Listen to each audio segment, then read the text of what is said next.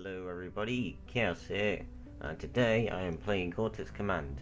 In this video I will be showing you the basics of Cortex Command and how to play, such as the controls, and in which I will be doing another video that I guess teaches you the advanced type of stuff, the tactics and the other things you can do. So, when you first play Cortex Command, you probably are a newbie.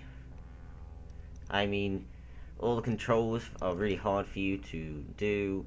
You're like, I can't play this game, it's frustrating, I keep dying 7 times in the tutorial. Which, yeah, that happened to me. I got frustrated, died 7 times in the tutorial, and I was like, ah. So I had a break from the game. Later on I came back, managed to finally complete the tutorial, and I was like, booyah! I did it. And after completing it, I thought, I kind of was just happy. I just started getting better and better at the game, and I just started figuring out other stuff. So, let's see it from this point of view. Right, you're a person, you just brought Cortex Command, and you're trying to do the tutorial. Well, you just managed to do the tutorial, or you're just giving up on it. The controls are hard, you just don't really know what to do.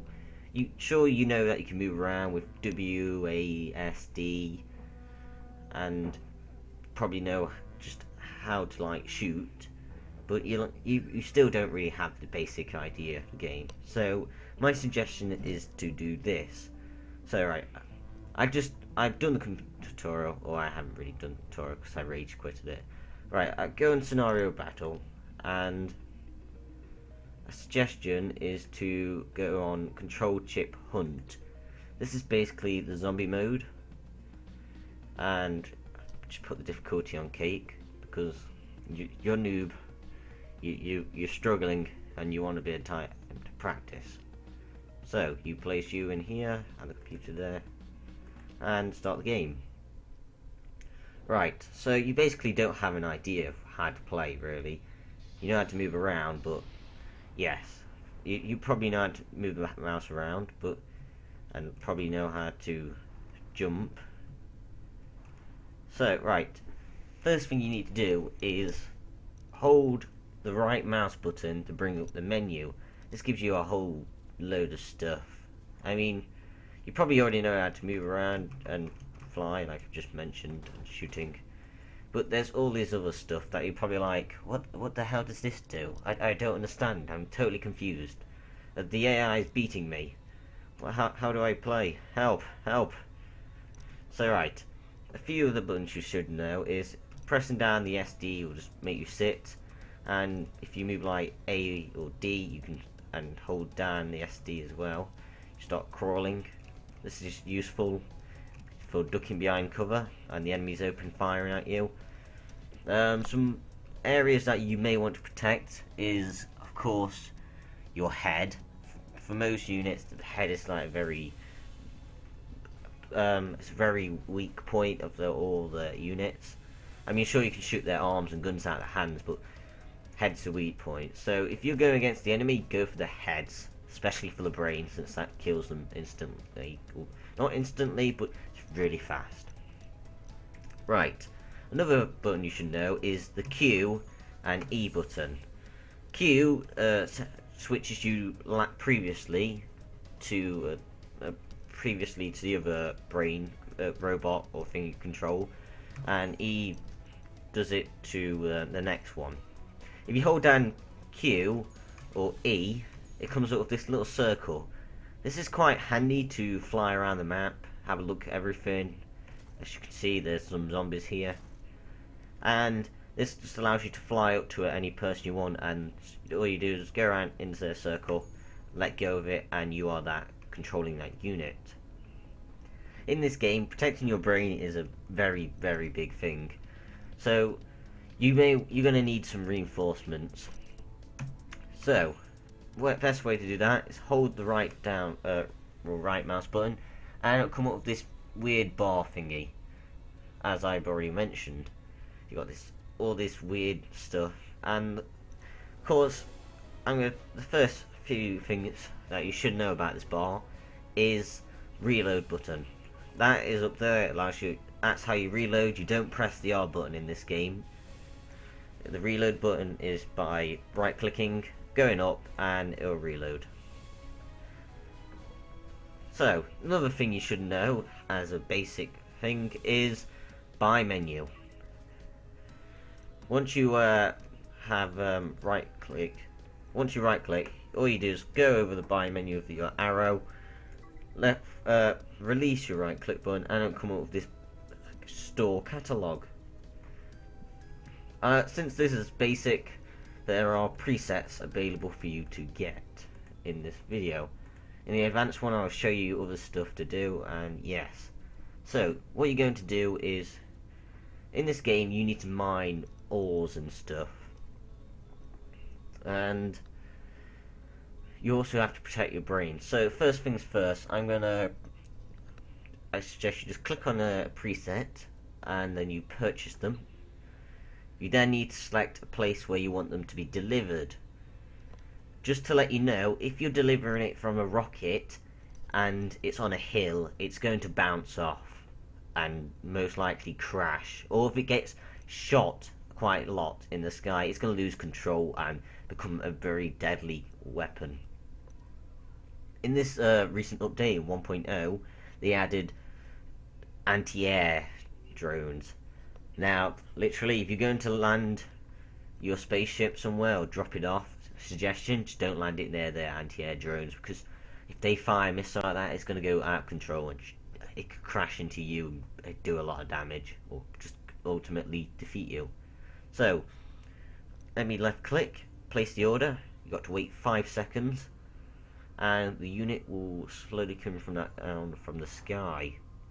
As you can see, I placed him on flat area, so he's able to land. Right, now you can either press Q and just hop to him, or E, or you could keep hold of Q or E and manually move to him. First things first, usually if you're stuck in a ditch like this, you want to get out.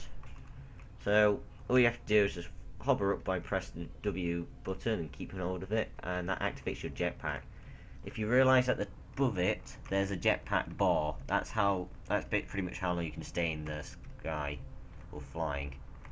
As you can see, you have to wait a bit of time for that bar to reload, and the more weapons the unit carries, the heavier he will be and the harder it will be to fly higher with the jetpack. So if you leave that unit alone and he has a gun in his hand, he will just shoot and scan. He'll just scan and shoot nearby units within a certain distance, depending on what type of gun they have. If they have a sniper, they'll be able to shoot long range. If they have a medium range gun, they'll be able to shoot medium range. If they have a short range gun, they'll be able to shoot short range. They may also, if they run out of bullet, or if the gun gets destroyed and they have a secondary weapon, they'll switch to that and start using it. So protect your brain. Well, for a good example, your brain you left at home because it's valuable, and you want to go out about killing the enemies yourself. So the best thing to do is to drop a bunch of decent soldiers nearby your brain, and just leave them to pretty much scan and protect your brain really once you go out. So that is useful to do. So for those of you who think, oh, do I have to make the units always fight, or do they fight for themselves? So the answer to that is pretty much they will fight for themselves. In the advanced video, I will teach you the other stuff you can tell your units to do. Anything else I should tell you? Well, here's something I should show you. Previous item and next item. If the unit has more than one item in his hand, or weapon, or tool, or whatnot, you just have to right click and go on, just hover this mouse on the side of these, and it'll change weapon. Right, so I've taught you the basics. You know how to now probably fly around with jetpack and move and crawl. So something that you're going to need for sure is The gold has the gold, no, the game relies on a currency for purchasing stuff, and that currency is gold. Currently in the top left corner I have 1,900 ounces. A good suggestion is to get a unit who has a digger, and as you can see though, you can use these units to dig the environment, since the whole entire environment is pretty much modifiable. So, right, you're controlling the unit, and you want to dig some gold. You need some gold so you can purchase some stuff. So, good example, if you just left click and aim in a certain area, it will start deforming the area. And if you mine all this gold, yellowy stuff, which is gold, your money in the top left, or gold, the currency, will go up. Another suggestion is, if you start digging too deep and dig too much, you're going to fall. So a good example is right here. And there goes the unit. And he dies. So a bit like if you played Minecraft, the void. Fall down it, you're dead. Anything else I should teach you that's basic?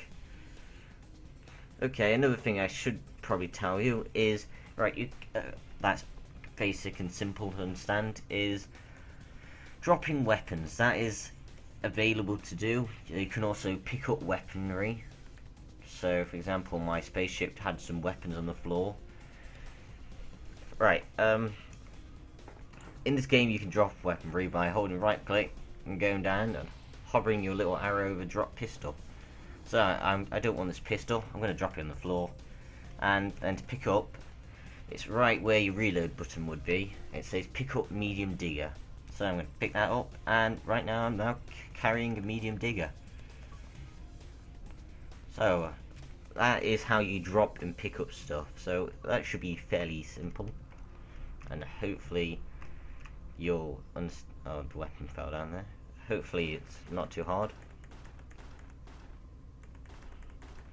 The game, in my opinion, is very fun once you understand the controls, and there are times when it gets hectic. So, anything else I should show you for the basic? Well, I'm sure I've showed you enough for basic now. So, thanks for watching the basic tutorial on Cortex, how to play Cortex Command, and hopefully you'll watch the advanced one if you want to know more. For example, all this stuff down here, Sentry mode, go to AI mode, what did these stuff do, and Brain Hunt. So, thanks for watching, and yeah, goodbye.